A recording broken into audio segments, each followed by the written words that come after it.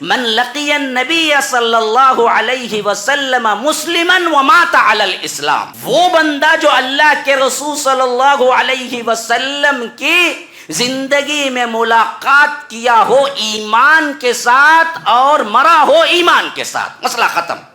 اب اس کے بعد اتنے نمازیں پڑھی ہو، روزہ رکھا ہو، عبادتیں کی ہو یا غلطیاں کی ہے، جو بھی کیا ہو وہ اس کا مسئلہ ختم۔ اگر وہ صحبت اٹھایا ہو اور ایمان کی حالت میں صحبت اٹھایا ہو، خواہ وہ ایک لمحے کے لیے اٹھایا ہو، پھر اس کا مرتبہ اتنا بڑھتا ہے، اتنا بڑھتا ہے، اتنا بڑھتا ہے، کائنات میں پھر تم کچھ بھی کر لو ان کے مقابلے میں نہیں ہو سکتا۔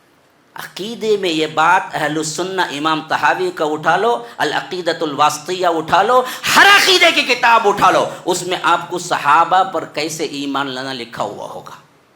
گویا کہ صحابہ تو اپنی زندگی میں صحابہ تھے، لیکن ہم بعد میں آنے والوں کے لیے عقیدے کی چیز بن گئی کہ صحابہ پر کیسے ایمان لانا۔ اگر صحابہ پر صحیح ایمان نہیں لاؤ گے، انہیں غلط سمجھو گے، انہیں سب و شتم کرو گے، انہیں گستاخ کہو گے یا ان کی لڑائیوں پہ منہ کھولو گے، تو پھر تو یاد رکھو تمہارا عقیدہ صحیح نہیں ہے، منہج اہل سنت سے ہٹ گئے۔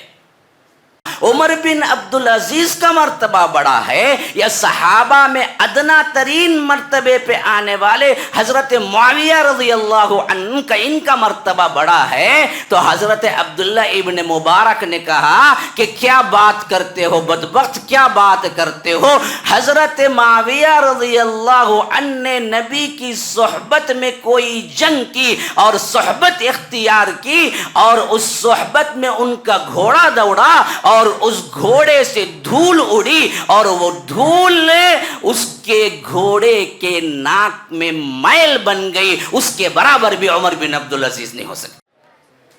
ان الحمد للہ نحمده ونستعینه ونستغفره ونؤمن به ونتوکل علیہ ونعوذ باللہ من شرور انفسنا ومن سیئات اعمالنا، من يهده الله فلا مضل له ومن يضلل فلا هادي له، وأشهد أن لا إله إلا الله وحده لا شريك له، وأشهد أن محمدا عبده ورسوله، أما بعد، فإن خير الحديث كتاب الله، وخير الهدي هدي محمد صلى الله عليه وسلم، وشر الأمور محدثاتها وكل محدثة بدعة وكل بدعة ضلالة وفي رواية وكل ضلالة في النار، فأعوذ بالله السميع العليم من الشيطان الرجيم من همزه ونفثه ونفخه، لا تجد قوما يؤمنون بالله واليوم الآخر يوادون من حاد الله ورسوله ولو كانوا آباءهم أو أبناءهم أو إخوانهم أو عشيرتهم أولئك كتب في قلوبهم الإيمان وأيدهم بروح منه ويدخلهم جنات تجري من تحتها الأنهار خالدين فيها رضي الله عنهم ورضوا عنه أولئك حزب الله ألا إن حزب الله هم المفلحون۔ اللهم أرنا الحق حقا وارزقنا اتباعه، وأرنا الباطل باطلا وارزقنا اجتنابه، اللهم علمنا ما ينفعنا وانفعنا بما علمتنا وارزقنا علما، رب اشرح لي صدري ويسر لي أمري واحلل عقدة من لساني يفقه قولي۔ اس اللہ کے نام سے ابتدا جس کے ناموں کی کوئی انتہا ہی نہیں، ولو ان ما فی الارض من شجرۃ اقلام والبحر یمدہ من بعدہ سبعۃ ابحر ما نفدت کلمات اللہ۔ اس ذات اقدس پر کروڑوں درود و سلام ہو جو تمام جہانوں کے لیے رحمت للعالمین بن کے آئے تھے۔ اللہم صلی علی محمد وعلی آل محمد كما صليت على إبراهيم وعلى آل إبراهيم إنك حميد مجيد، وبارك على محمد وعلى آل محمد كما باركت على إبراهيم وعلى آل إبراهيم إنك حميد مجيد۔ محترم صدر جلسہ، اسٹیج پر موجود معزز علماء کرام، برادران اسلام، واجب الاحترام بزرگوں، دوستوں، عزیز ساتھیوں، لائق احترام ماؤں اور بہنوں، تعالیٰ نے اصحاب رسول اللہ صلی اللہ علیہ وسلم کے ضمن میں کئی آیات میں ان کی مدح کی ہے۔ میں نے جو آیت پڑھی ہے یہ بھی مدح کے اعتبار سے بڑی ممتاز آیت ہے، جو سورہ مجادلہ کا آخری حصہ ہے کہ ایسے ہیں وہ اصحاب جو اللہ تبارک و تعالیٰ کی محبت کے مقابلے میں اپنے عزیز و اقارب کی کوئی اہمیت نہیں رکھتے۔ لا تجد قوما یؤمنون باللہ، تم نہیں پاؤ گے ان لوگوں کو جو اللہ پر ایمان رکھتے ہیں، اس کے مقابلے میں اگر آ جائیں وَلَوْ كَانُوا آبَاءَهُمْ أَوْ أَبْنَاءَهُمْ أَوْ إِخْوَانَهُمْ أَوْ عَشِيرَتَهُمْ، خواہ ان کے باپ آ جائیں، ان کے بیٹے آ جائیں، ان کے رشتہ دار آ جائیں، کوئی بھی آ جائے، اللہ کے مقابلے میں اگر کوئی آئے تو کوئی رشتہ داری وہ نہیں دیکھتے ہیں۔ اور مفسرین بیان کرتے ہیں کہ حضرت ابو عبیدہ کے سلسلے میں یہ آیت نازل ہوئی رضی اللہ عنہ، جنہوں نے جب میدان جنگ میں باپ کو دیکھا تو باپ کو ہوتے ہوئے، رشتے کو دیکھتے ہوئے وہ نہیں رکے، اپنی تلوار سے گردن اڑا دی، کیونکہ باپ کافر، یہ مسلمان ہے۔ اللہ نے ان کی مدح میں آیت اتاری۔ یہ ایسے اللہ کے بندے ہیں جو اللہ کے مقابلے میں آنے والے کو نہیں دیکھتے کہ کوئی بھی ہو۔ کیوں؟ اولئک کتب فی قلوبہم الایمان، اللہ نے ان کے دلوں پر ایمان کو لکھ دیا ہے۔ بھلا جس کے دل میں رب العالمین ایمان کو پیوست کر دے، لکھ دے، پھر کون کس کی مجال ہے کہ وہ ان کے ایمان میں شک کرے، خواہ کچھ بھی ہو جائے آگے۔ ہمیں صحابہ کی عظمت اسی وقت سمجھ آئے گی جب آج کے دور میں نیٹ میں بیٹھے ہوئے وہ راہزن، وہ ڈاکو جو اصحاب رسول اللہ کے شان میں گستاخی اور بغض صحابہ کو پروان چڑھاتے ہیں، ان کا جواب بھی نوجوانوں کی ذہنیتوں میں بٹھا دے۔ لاکھ سنے عظمتیں، لیکن کوئی کہتا ہے کہ دیکھو جی یہ تو حدیث میں ہے، دیکھو جی یہ تو تاریخ میں ہے، یہ تو کیا ہے، جنگ جمل تو حقیقت ہے، جنگ صفین تو حقیقت ہے، حضرت معاویہ حضرت علی تو لڑے تھے، حضرت عائشہ اور حضرت علی تو لڑے تھے رضی اللہ عنہ۔ اب اس وقت بندہ جائے تو کہاں جائے؟ ثبوت تو سامنے۔ یہ بدبخت جو ڈاکو بیٹھا ہوا ہے نیٹ پہ انجینئر علی مرزا کے نام سے، کتنے متاثرین ہمارے میں ہیں، کتنے نوجوان جو آئے دن مجھے سوال کرتے ہیں، کیونکہ ہمیں صحابہ کے متعلق عقیدہ ہی سمجھ نہیں آیا کہ پہلے کہ رکھنا کیا ہے۔ بھائی ان کی غلطیاں ہیں، لیکن تم کون ہوتے ان کی غلطیوں پہ بولنے والے؟ تمہارا کیا مقام ہے؟ جس کو رب نے کہہ دیا کہ میں نے ایمان ان کے دلوں میں پیوست کر دیا، تم کہتے ہو کہ نہیں جی یہ ایمان وقتی تھا، اللہ کے رسول صلی اللہ علیہ وسلم کی زندگی میں تو تھا، بعد میں یہ کافر ہو گئے نعوذ باللہ، یہ ایک دوسرے کو قتل کرنے لگے، تو ہم کہتے ہیں بھاڑ میں جاؤ بدبخت، اللہ نے قیامت تک کے لیے ان کے دل میں ایمان لکھ دیا، خواہ وہ قتل کیے ہوں لیکن دونوں جنتی ہیں۔ اب کوئی بولے گا مولوی صاحب یہ کیسے؟ مولوی صاحب قاتل بھی جنتی مقتول بھی جنتی، یہ تو سمجھ نہیں آ رہا، کون تبھی ایک جنات نہ حق میں رنگا؟ تجھے سمجھ نہیں آتا بہت سا، تب بھی مانتا نا تو؟ ہاں وہ باری چھٹی ہوئی ہے کرنٹ کی، دیکھو با کرنٹ ہے، ہاتھ لگانا کو با دیکھتا نہیں جی میں لگاؤں گا، لگا دیکھ، لگا کو دیکھ کیا ہوتا۔ تجھے سمجھ نہیں آتا کہ لڑائی ہوئی لیکن پھر بھی دونوں معزز و محترم جنتی ہیں۔ اگر تو ان پہ کلام کرے گا تو جیسے کرنٹ لگے گا تو مرے گا، ویسے ہی تیرے ایمان کو کرنٹ لگے گا تو خالی ہوگا، جہنمی بنے گا۔ تجھے سمجھ نہیں آئے گی، بہت سی بات ہے، لیکن ہیں دونوں کلن وعد اللہ الحسنہ، ہاں دونوں سے اللہ نے وعدہ کر دیا۔ کون دونوں جی؟ سب کے سب تو کون؟ یہ سب اب ذرا پوری آیت پڑھ لو۔ لا يستوي منكم من انفق من قبل الفتح وقاتل اولئك اعظم درجة من الذين انفقوا من بعد وقاتلوا وكلا وعد الله الحسنى۔ بہت بڑا گروہ ایک وہ ہے مایا السابقون الاولون کا، ان کے درجات بہت بڑے ہیں، ان کی گفتگو قرآن میں بہت ہوئی ہے، جیسا کہ ابھی توبہ کی 100 آیت بیان کی ہے، والسابقون الاولون من المہاجرین والانصار، مہاجرین اور انصار۔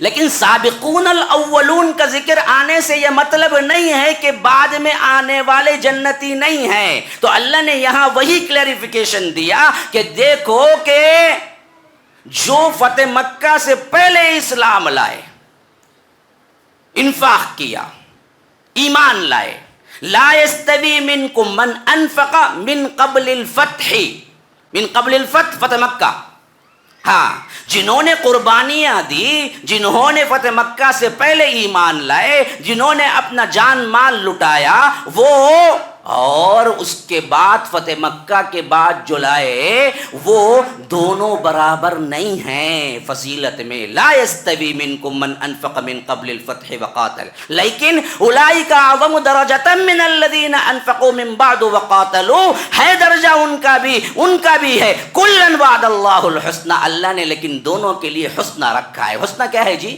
قرآن سے پوچھو، للذین احسنوا الحسنى وزیادہ، ہاں، للذین احسنوا الحسنى وزیادہ، اللہ تبارک و تعالی ایمان والوں کے لیے فرماتا ہے کہ ہم ان کے لیے حسنہ رکھیں اور اس سے بھی زیادہ۔ مفسرین کہتے ہیں حسنہ جنت کو کہتے ہیں، وزیادہ کیا ہے؟ وہ زیادہ دیدار الہی ہے، ہم ان کو حسنہ بھی دیں گے، دیدار الہی بھی دیں گے۔ تو حسنہ اصل جنت ہی کا ایک نام ہے، جنت ہی کو کہتے ہیں، کہ فرمایا کہ کلن وعد اللہ الحسنى، کہ تب کو وہ کوئی ادنا ترین صحابی کیوں نہ ہو، وہ جنتی ہے، خواہ کچھ بھی کر لے۔ اسی واسطے حضرت عبداللہ ابن مبارک امیر المؤمنین فی الحدیث ہیں، وہ حضرت امام بخاری سے پہلے۔ یاد رکھیے امام بخاری کے واسطوں میں اوپر جاؤ تو اس سے پہلے کہ امیر المؤمنین فی الحدیث حضرت عبداللہ بن مبارک ہے۔ ہاں، ان سے کسی نے پوچھا، پوچھنے والا بھی بڑا ذہین تھا، اس کو بھی علم تھا، اس نے پوچھا کہ بتائیے عمر بن عبدالعزیز احترام و مرتبے کے لحاظ سے افضل ہیں یا حضرت معاویہ؟ پوچھنے والا بڑا زیرک تھا۔ ہاں، ہمیں یہ سوال سمجھنے کے لیے بھی علم کی ضرورت ہے۔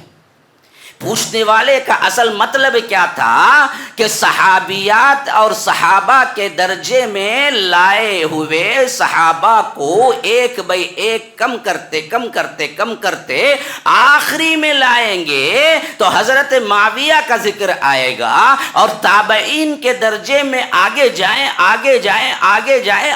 جائیں صف اول کے تابعین میں نام آئے گا تو عمر بن عبدالعزیز کا آئے گا۔ ابھی اس کے پوچھنے کا مطلب کیا تھا کہ اگر تابعین کے صف اول کو جنہوں نے، بعضوں نے تو خلیفہ خامس کہہ دیا، عمر بن عبدالعزیز کا مرتبہ بڑا ہے، یا صحابہ میں ادنا ترین مرتبے پہ آنے والے حضرت معاویہ رضی اللہ عنہ کا ان کا مرتبہ بڑا ہے، تو حضرت عبداللہ ابن مبارک نے کہا کہ کیا بات کرتے ہو بدبخت، کیا بات کرتے ہو؟ حضرت معاویہ رضی اللہ عنہ نے نبی کی صحبت میں کوئی جنگ کی اور صحبت اختیار کی، اور اس صحبت میں ان کا گھوڑا دوڑا اور اس گھوڑے سے دھول اڑی، اور وہ دھول اس کے گھوڑے کے ناک میں میل بن گئی، اس کے برابر بھی عمر بن عبدالعزیز نہیں ہو سکتے۔ کہاں تابعی، کہاں صحابی؟ کروڑوں تابعی مل کر ایک صحابی کے بال کے برابر بھی نہیں ہو سکتے۔ ہاں، کروڑوں امام ابو حنیفہ مل کے، کروڑوں امام شافعی مل کے، کروڑوں امام احمد ابن حنبل مل کے، کروڑوں امام مالک مل کر، کروڑوں بخاری امام بخاری آ جائیں، کروڑوں امام کیا ہے مسلم آ جائیں، کروڑوں لوگ جمع ہو جائیں، بغداد کے آپ کتنے بڑے سرکار کیوں نہ مانے، عبد القادر جیلانی، کروڑوں جمع ہو جائیں، لیکن ادنا صحابی کے ایک بال کے برابر بھی نہیں۔ جیسا کہ ابھی حدیث ذکر کی کہ اگر تم احد پہاڑ اتنا سونا بھی خرچ کرو اور میرا صحابی آدھا مد یا اس سے بھی کم خرچ کرے تو دونوں برابر نہیں۔ پہلے احد پہاڑ کا اتنا سونا آتا اسے، ہاں آیا تو انہیں دیتا، 100 روپے دیتا نہیں انہیں، 10 مرتبہ اندر ہی دیکھتا ہے دال کو کون سی نوٹ ہے، نکو نکو بلا کہتے بھی دکھتا ہے کہ 5 روپے کا وہ ڈالیں گے وہ۔ یہ حالت اگر اسے ولو بالفرض سونا مل بھی جائے تو وہ خرچ کرے گا تھوڑی؟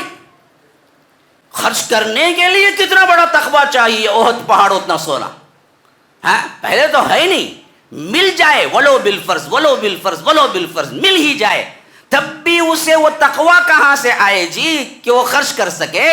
اتنا بڑا تقویٰ اس کو مل جائے اور وہ احد پہاڑ اتنا سونا اللہ کی راہ میں خرچ کرنے پر آ جائے، بلکہ خرچ کر دے، تب بھی اللہ کے رسول کا صحابی یا رب یا رب یا رب کیا شان ہے کہ فرمایا کہ میرے صحابی کا مد یا آدھا مد، وہ بھی سونا نہیں اناج، مد میں کائے میں آتا سونا آتا، مد میں وہ تو اناج کے بارے میں ہے کہ میرا صحابی مد یا آدھا مجھ اناج تو دے گا اللہ کی راہ میں، اس کا مقابلہ تمہارا پورا احد کا سونا دینے پر بھی نہیں ہوتا، تو پھر تم ان کے ایمان پر تم نکیر کرتے ہو، ان کے ایمان پر تم باتیں بناتے ہو۔ اسی واسطے پہلے عقیدہ سمجھ جاؤ، اگر کسی نے صحابہ کے ایمان پر، صحابہ کے اخلاق پر، صحابہ کی سیرت پر گستاخی کی، ان کا تو کچھ نہیں بگڑتا، لیکن اللہ کی قسم اس کا ایمان بگڑتا ہے۔ اور دوسری سب سے اہم ترین بات سمجھ جاؤ، اصحاب رسول اللہ صلی اللہ علیہ وسلم کی شان اتنی بلند ہے، اتنی بلند ہے، اتنی بلند ہے، اگر گستاخی پہ آیا تو رب العالمین نے 7 آسمانوں پر سے وہی کہا جو تم نے صحابہ کو کہا۔ آپ نے بات نہیں سمجھا ہوگا، ہاں میں سمجھاتا ہوں۔ سورہ بقرہ ابتدا میں پڑھ جائیے آپ، جس آیت کا حوالہ ابھی شیخ میں نے بھی دیا تھا، ہاں وَإِذَا قِيلَ لَهُمْ آمِنُوا كَمَا آمَنَ النَّاسِ قَالُوا أَنُؤْمِنُ كَمَا آمَنَ السُّفَهَاءُ أَلَا إِنَّهُمْ هُمُ السُّفَهَاءُ وَلَكِنْ لَا يَعْلَمُونَ۔ اب دیکھو اللہ تبارک و تعالیٰ فرماتا ہے، جب ان سے کہا جاتا ہے کہ ایمان لاؤ اسی طرح جس طرح وہ لوگ ایمان لائے، الناس الف لام اصل میں معرفہ کا ہے، اور معرفہ دراصل پوائنٹ آؤٹ کرتا ہے، یاد رکھو، خاص کر دیتا ہے، نکرہ ہوتا ہے عام ہوتا ہے، لیکن جب معرفہ آ جائے تو خاص کر دیتا ہے۔ اگر میں کہوں کہ چیئر پہ بیٹھو، کوئی بھی چیئر ہو سکتی ہے، اگر میں کہوں کہ دا چیئر یا الکرسی تو خاص ہو گیا فلاں پہ بیٹھو، تو ہمیشہ کیا ہے؟ معرفہ ہے۔ فرمایا الناس، ان لوگوں، کون لوگ؟ تم تھے، ہم تھے، ہمارے باپ دادا تھے، کون تھے؟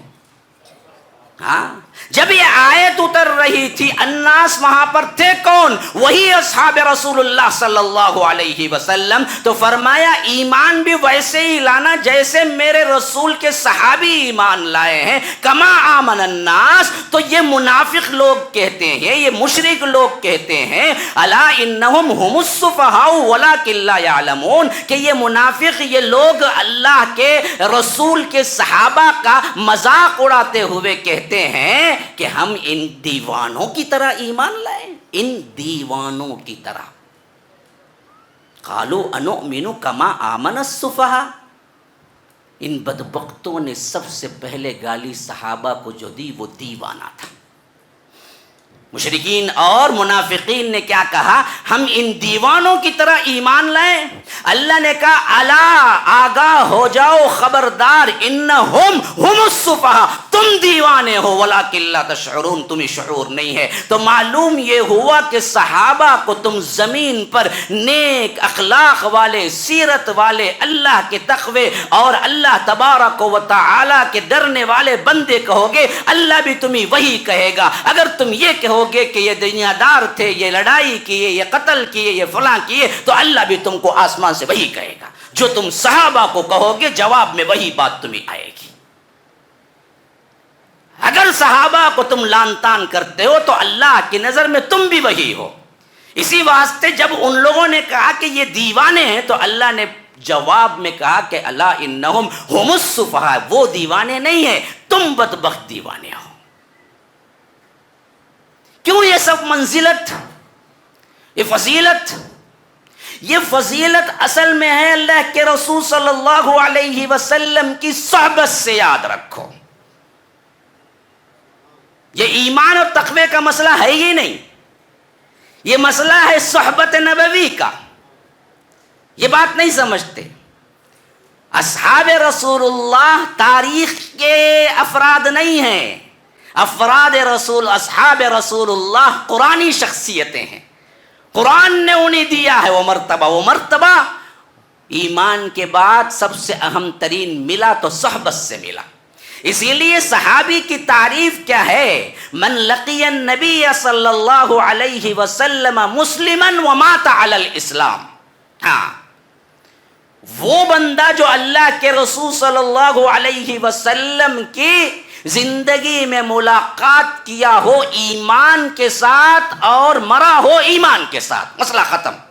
اب اس کے بعد اتنے نمازیں پڑھی ہو، روزہ رکھا ہو، عبادتیں کی ہو یا غلطیاں کی، جو بھی کیا ہو وہ اس کا مسئلہ ختم۔ اگر وہ صحبت اٹھایا ہو اور ایمان کی حالت میں صحبت اٹھایا ہو، خواہ وہ ایک لمحے کے لیے اٹھایا ہو، پھر اس کا مرتبہ اتنا بڑھتا ہے، اتنا بڑھتا ہے، اتنا بڑھتا ہے، کائنات میں پھر تم کچھ بھی کر لو ان کے مقابلے میں نہیں ہو سکتے۔ یہ اللہ کے رسول صلی اللہ علیہ وسلم کے صحبت سے ملا ہے۔ میں آپ کو بتاتا ہوں، دیکھیے، ایک صحابی اسلام قبول کیے، اور یہ واقعہ بالکل صحیح بھی ہے۔ غزوہ احد کے اندر اللہ کے رسول، میں پہلے اسلام لاؤں یا جہاد کروں؟ اللہ کے رسول صلی اللہ علیہ وسلم نے فرمایا کہ نہیں، ایمان کے ساتھ ہی جہاد ہے۔ تو ایمان لایا، جہاد میں آ گئے، اور ایسا لڑا کہ شہید ہو گئے۔ ہاں، ایسا لڑا کہ شہید ہو گئے۔ اللہ کے رسول صلی اللہ علیہ وسلم تک بات پہنچی تو فرمایا یہ وہ بندہ ہے جتنے زمین میں اللہ کے لیے ایک سجدہ بھی نہیں کیا اور جنت چلا گیا۔ کوئی نماز کا وقت ہی نہیں ملا۔ اور ایک روایت کے الفاظ ہیں عُمِلَ قَلِيلًا أُجِرَ كَثِيرًا، عمل تو بہت کم کیا لیکن اجر بہت زیادہ پایا۔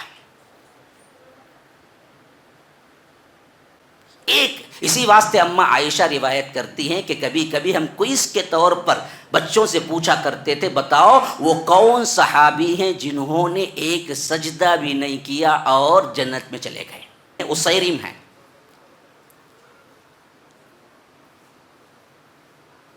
یہ چیز کوئز کے طور پر۔ اور دوسری بات میں آپ کو یہ سمجھانا چاہتا ہوں کہ اللہ کے رسول صلی اللہ علیہ وسلم کی صحبت کسی نے پالی، پھر اس کے بعد اللہ تبارک و تعالی نے وفات بھی اسلام پر دے دی، تو پھر وہ صحابی جب بن گئے، اس صحابی پر ایمان لانا کیسے ہے، یہ سیکھنے کی چیز ہے۔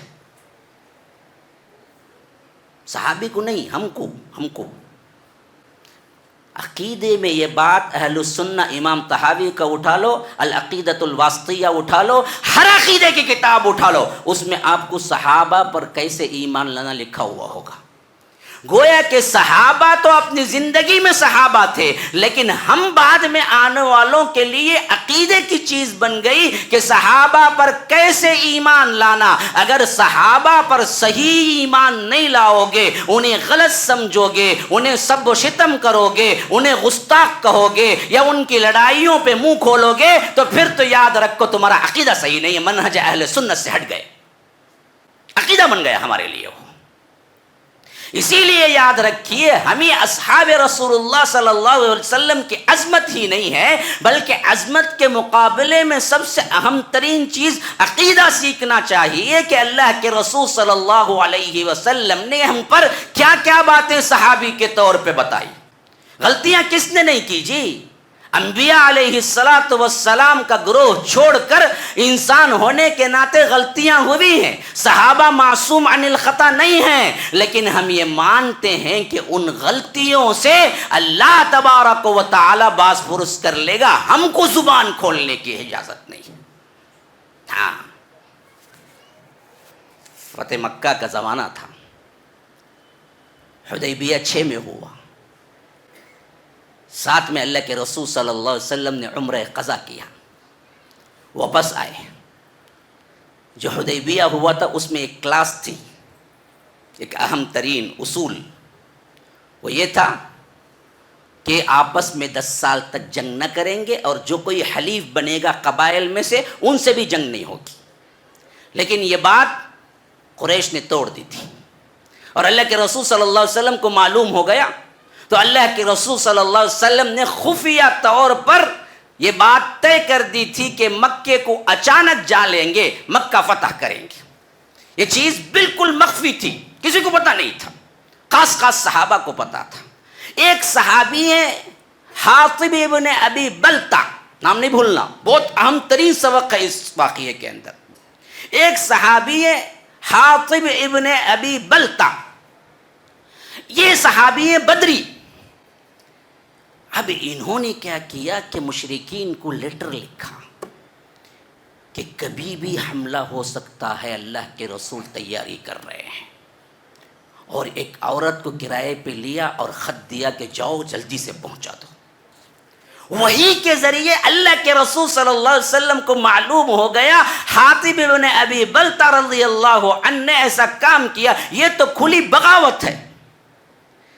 حکومت کا جو راز ہے وہ مشرکین مکہ کو پہنچا رہے ہیں. اللہ کے رسول صلی اللہ علیہ وسلم کو معلوم ہوا تو حضرت علی کو بلایا اور چند صحابہ ساتھ میں کیے، کہا کہ جاؤ روضہ خاک ایک جگہ کا نام ہے، فرمایا کہ وہاں جاؤ، وہ عورت ملے گی، اس کے پاس لیٹر ہے حاطب کا، وہ واپس لے آؤ کیونکہ اس میں راز کی بات لکھی ہوئی ہے. حضرت علی فوراً نکلے. جیسے اللہ کے رسول صلی اللہ علیہ وسلم نے فرمایا بالکل وہی ملی وہ عورت. انہوں نے کہا کہ جو چٹھی ہے دو. اس نے کہا کہ میرے پاس کیا ہے جی، کچھ نہیں ہے. حضرت علی نے کہا کہ نہیں، تیرے پاس چٹھی ہے کوئی، واپس دے دو. اس نے کہا کہ ڈھونڈ لو، سامان میں مل جائے تو لے لو. وہ ادھر ادھر سب تلاشی، کہیں سے کچھ نہیں ملا. اب حضرت علی کو جلال آ گیا، کہا کہ اب اگر تو نہ دے گی تو ہم تجھے ننگا کرنے سے بھی ذری نہیں کریں گے، کیونکہ میرے رسول کی بات ہے، حق ہے، جھوٹ نہیں ہو سکتی، تیرے پاس چٹھی ہے. تب اس نے اندر سے چونڈے سے نکال کے وہ چٹھی دے دی. اب وہ چٹھی لے کے سیدھے اللہ کے رسول صلی اللہ علیہ وسلم کے پاس آئے. اللہ کے رسول صلی اللہ علیہ وسلم نے دیکھا تو یہ تو راز فاش کرنے کے برابر ہے. چند صحابہ کو تو شبہ ہو گیا کہ حاطب تو منافق ہے. بعضوں نے تو یہاں تک کہہ دیا کہ اللہ کے رسول حکم دیجئے گردن اڑا دوں. اتنا بڑا غلط کام کہ یہ بہت اہم ترین راز کی بات فاش کر دی. اللہ کے رسول صلی اللہ علیہ وسلم نے کہا کہ نہیں، حاطب کو بلاؤ. وہ آ گئے. کہا کہ حاطب تم نے لکھا ایسا؟ کہا کہ ہاں اللہ کے رسول لکھا. کیوں لکھا؟ کہا کہ اللہ کے رسول میرے رشتہ دار مکے میں ہیں. یہاں جتنے صحابہ بھی ہیں ان کا کوئی رشتہ دار تو وہاں نہیں ہے، لیکن میرے پورے رشتہ دار وہیں پر ہیں. کل اگر حملہ ہو جائے اور اس معاملے میں کوئی گڑبڑ ہو تو میں نے جو احسان کیا ان کے ساتھ، اس وجہ سے وہ لوگ میرے رشتہ داروں کو قتل نہیں کریں گے. بس یہ نیت کر کے میں نے لکھا، ورنہ تو نفاق کی کوئی علامت نہیں ہے. تو صحابہ نے کہا یہ تو بات بنا رہے ہیں. اللہ کے رسول صلی اللہ علیہ وسلم نے فرمایا کہ لوگوں کیا کہتے ہو، یہ بدری ہے میرا صحابی، اس کے بارے میں زبان نہ کھولو. یاد رکھو تمہیں پتہ نہیں کہ بدر والوں کے لیے اللہ تبارک و تعالی نے فرمایا کہ اعملوا ما شئتم انی قد غفرت لکم، کہ یہ جو چاہیں کرے میں نے ان کو معاف کر دیا. پھر تم کون ہو مائی کا لال کہ تم آ کے کہو کہ انہوں نے ایسا کیا، انہوں نے ایسا کیا، انہوں نے ایسا کیا. غلطی تو حاطب ابن ابی بلتع نے بھی کی تھی نا. اللہ کے رسول نے کہا کہ یہ میرا صحابی ہے. اور اہل بدر کے بارے میں اللہ نے خاص کہہ دیا کہ جو چاہے کرو. حضرت عثمان کے بارے میں یہ واویلا کرتے ہیں کہ انہوں نے اقربا پروری کی، ان کو بٹھا دیا، اپنے خاندان والوں کو جمع دیا، سیاست ان کی کر دی، اس واسطے برابر ہی قتل تھا. بدبختوں کو پتہ نہیں کہ الگ الگ کئی بار اللہ کے رسول نے حضرت عثمان کو کہا کہ تم جنتی ہو. غزوہ تبوک کا موقع ہے، بڑی قسم پرسی کا زمانہ ہے، دشمن بہت بڑا ہے، ہرقل سے جنگ ہے. ہاں، روم اس وقت کا سپر پاور، جیسے امریکہ رشیا تھے ویسے ہی فارس اور روم تھا. روم سے مقابلہ ہے. اور ادھر تیز دھوپ ہے، اور اس دھوپ میں فصل کٹنے کا وقت ہے. اگر اس سال فصل نہ کاٹیں گے پھر تو ایک سال کے لیے بھوکے مریں گے. ایسے وقت میں اللہ کے رسول صلی اللہ علیہ وسلم ندا دیتے ہیں کہ اللہ کے لیے لاؤ، جو ہو سکتا ہے کرو، کیونکہ دشمن کا مقابلہ بہت سخت ہے اور ہم کو نکلنا ہے. تیز دھوپ میں کوئی جانا نہیں چاہتا ہے، لیکن حالات ایسے ہیں کہ اللہ کے رسول صلی اللہ علیہ وسلم کا ایک حکم صحابہ کو بس ہے کہ لے آ رہے ہیں، لے آ رہے ہیں، لے آ رہے ہیں، لے آ رہے ہیں. ابو بکر تو اپنا پورا گھر پوچھ کے لا کے رکھ دیا، حضرت عمر نے اپنا آدھا مال لا کے رکھ دیا. اس طرح سب کچھ دینے کے باوجود بھی ابھی جتنی ضرورت تھی وہ ختم نہیں ہوئی. اللہ کے رسول صلی اللہ علیہ وسلم مجلس بیٹھی ہوئی ہے، فرمایا کہ کون ہے جو اور ہمارے لیے مدد کرے. سواریاں تھیں، کیونکہ صحابہ اپنے آپ کو لے کے آتے تھے اور کہتے تھے اللہ کے رسول ہم جہاد پہ نکلنے کے لیے تیار ہیں، سواری نہیں ہے، آپ سواری ارینج کر دیجئے، ہم آتے ہیں. اللہ کے رسول صلی اللہ علیہ وسلم کا حال یہ تھا کہ وہ بھی نہیں کر سکتے تھے، سواری ان کے پاس بھی نہیں تھی. کہتے تھے کہ میرے پاس بھی سواری ارینج کرنے کے لیے پیسہ نہیں ہے، تم دیکھو اگر ہو تو آؤ ساتھ میں، نہیں تو نہیں ہو سکتا. اسی واسطے اللہ کہتا ہے کہ جب وہ جاتے تھے تولوا تفیضوا، وہ جب پلٹتے تھے اعینہم تفیض من الدم، آنکھوں سے آنسو نکل رہے ہوتے تھے کہ کاش کہ ہمارے پاس سواری نہیں ہے، اگر سواری ہوتی تو ہم اللہ کے رسول صلی اللہ علیہ وسلم کے ساتھ ہوتے. ایسے وقت میں حضرت عثمان مجلس میں سے اٹھتے ہیں اور کہتے ہیں اللہ کے رسول صلی اللہ علیہ وسلم 1000 سوار اونٹ اس کے غلے کے ساتھ میں دیتا ہوں. 1000 سوار اونٹ اس کے غلے کے ساتھ میں دیتا ہوں. پھر اللہ کے رسول صلی اللہ علیہ وسلم نے کہا کہ اور کوئی ہے، دو اور زیادہ، ابھی کیا ہے جو ریکوائرمنٹ ہے پرانے. کہا کہ اللہ کے رسول 1000 دینار سونے کے سکے میں دیتا ہوں. اللہ کے رسول وہ سکے ایسے ہاتھ میں لیے، کھنکھناتی آواز آ رہی تھی، خوشی سے چہرہ دمک رہا تھا. فرمایا ایک نہیں دو، ما ضر عثمان ما عمل بعد اليوم، ما ضر عثمان ما عمل بعد اليوم. اس کے بعد عثمان جو چاہے گناہ کر لیں، جیسے چاہے زندگی گزار لیں، اس سے کوئی نقصان نہیں ہوگا، یہ جنتی ہے.